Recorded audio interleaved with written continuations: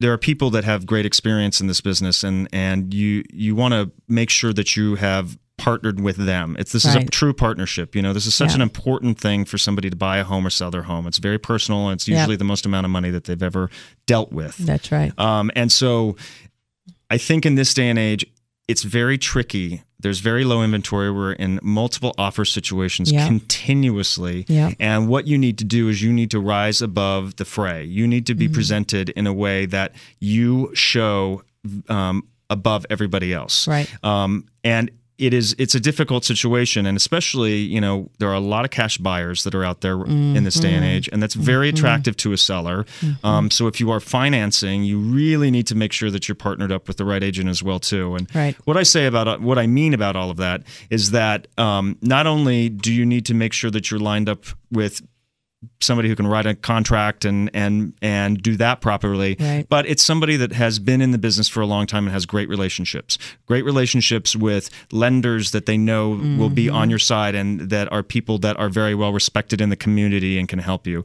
Title companies, escrow companies, people that can help you get the transaction done in a much simpler way. And then also somebody who has great relationships with other agents. And what I mean by that is, after being in the business for a number of years and doing business with other agents, I have the ability with some amazing agents to call them up and have a dialogue and a conversation so that we can get to a decision before even writing the contract, so that we take care of our clients. And that has been because of experience and time. Also, I think on top of that, it's very interesting how you have to write offers in this day and age.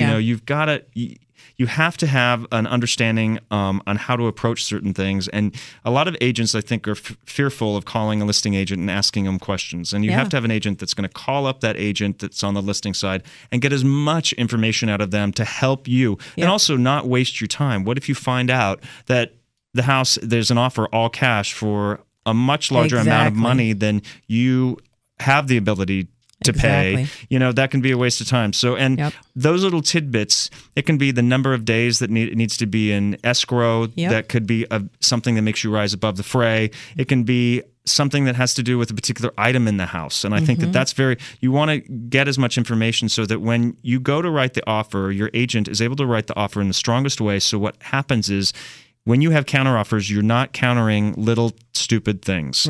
You're focusing on the most important things. Price, escrow period. Those are two of the most important things. And so if you get away with all the fray, it creates a great relationship between the seller and the buyer.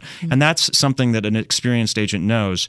And also, with all of this going on with all these multiple offers, you want your offer to look fantastic. So somebody that packages it well with a cover letter. When I get multiple offers, I just recently had some property that I sold that had 10 offers, and there were so many of them, quite honestly, that the purchase agreement hadn't been filled out correctly. Secondarily, so I had to go through it and take notes of what it was, because we are bound to show our clients, our sellers, all of the offers.